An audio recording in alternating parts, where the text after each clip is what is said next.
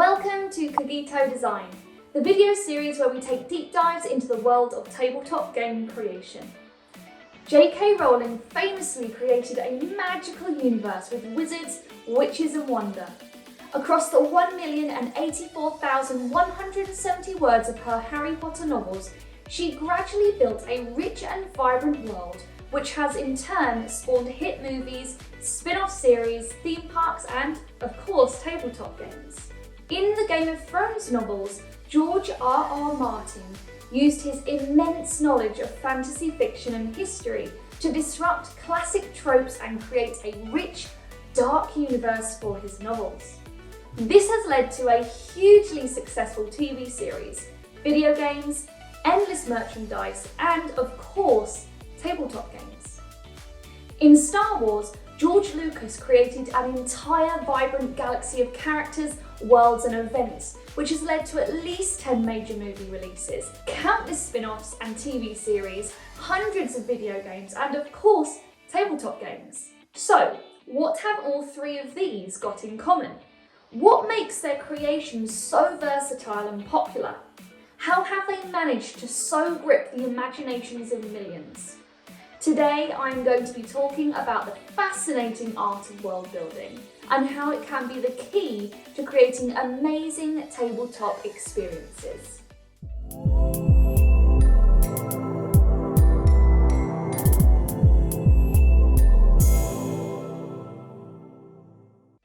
So what is world building? Luckily for us, much like the movie Snakes on a Plane, this is one of those names that is pretty much self-explanatory. World building is the art of building rich and vibrant worlds in which creators can embed their characters and narratives to breathe into them a realism and life which could otherwise be missing. To give another example, the English author J.R.R. Tolkien started work on his own world building as early as 1917, and by the time he was publishing the first volume of the Lord of the Rings trilogy in 1954, the world he had created was simply vast. It had histories and mythologies stretching back thousands of years. It had huge sprawling family trees, endless characters, customs, poems, songs and religions. He had even created complete languages for his creations to communicate within. J.R.R. Tolkien was clearly a master of world building. The richness and success of his stories are a testament to this skill. After all, this creation has also led to movies, graphic novels, video games, and, of course, tabletop games. So what makes good world building? Well, as you would probably expect, this is a difficult skill that will take a lifetime to master. But even if you are not willing to spend decades on the task like Tolkien, there are some key elements that designers can use to make a game world much more engaging. I've laid out 6 of the elements that I think are a great start to this process. Draw on real life for inspiration. When world building, designers obviously want to be creative, to build something new and otherworldly. But having these creations start with a basis in reality is often a really helpful trick. No work of art can compare to a city, and the richness of our own world can be a great asset to the creation of a new one. It is no accident that the Shire resembles a late 19th century Warwickshire village, or that Game of Thrones so resembles the 15th century War of the Roses, or that the Great Ice Wall of the Seven Kingdoms seems a bit like Hadrian's namesake wall in the UK, although I would personally never refer to the Scottish as wildlings. Tolkien and Martin both drew on what they knew to breathe life into what they wanted to create. Add customs to your world and create idioms. What festivals do people in your game world celebrate? How do they do this and why?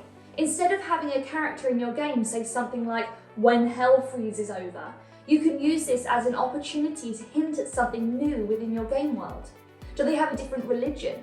Would they use a phrase based on something from their own history? The meaning of the new idiom can be the same, but this little touch hints at the vast universe behind the words. Think about occupations and celebrities.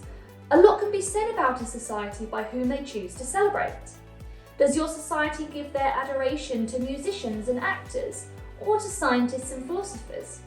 What jobs exist in your world and how much do they pay, and in what currency? Build maps and timelines.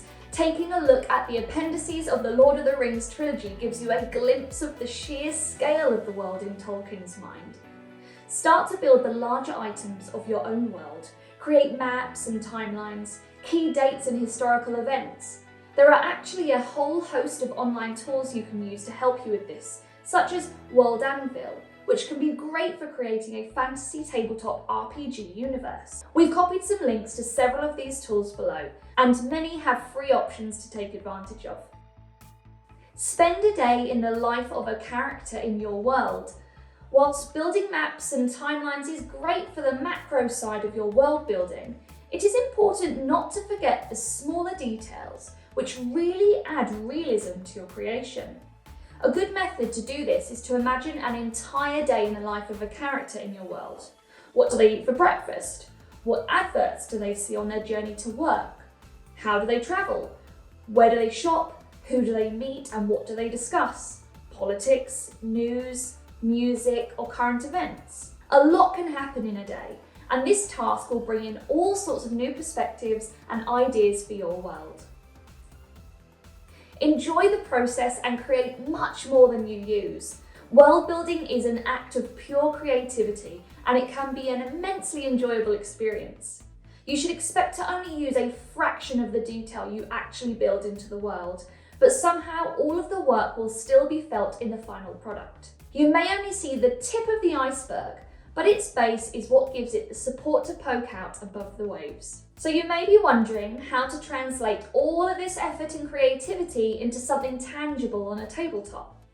Most of these epic worlds have started as books or movies, so how can we achieve this depth of narrative in a board game? Well, I would argue that not only can tabletop designers do this, but in fact our medium lends itself particularly well to this approach. Firstly, we have the huge wealth of tabletop role-playing game worlds to explore.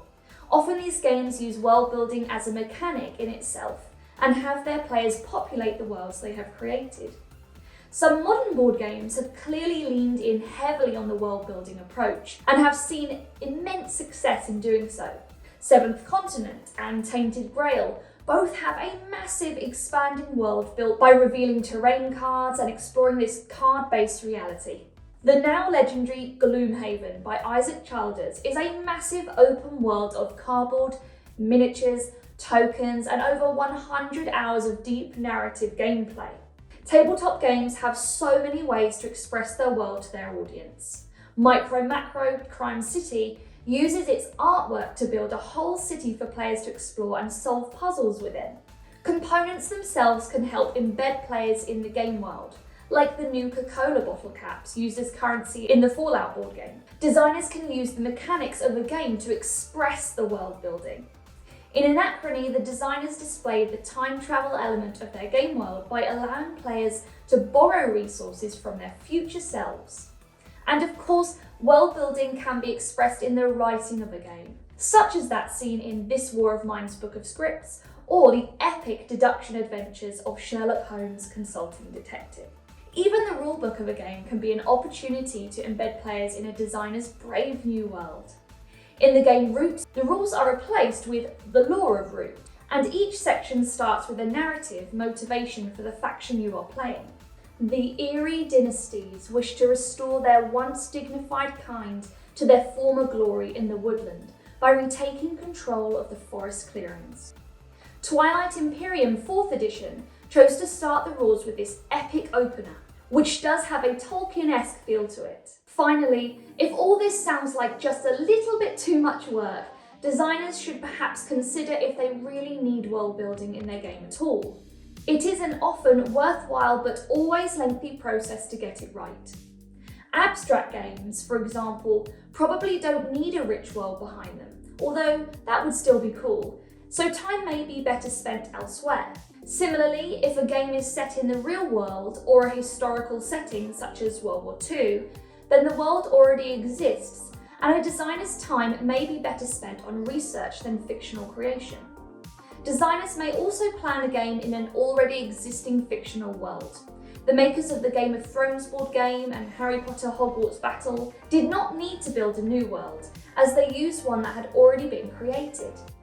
Whilst these IPs are a little expensive to build a game around, there are plenty of works of fiction that are within the realm of public domain. Just think of Homer and the epic world building in the Iliad and Odyssey. There is clearly a lot more to the skill of world building than we have discussed here.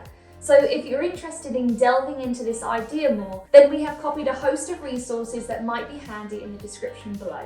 Thank you so much for watching. Please like and subscribe to support this channel. Thanks so much and see you next time.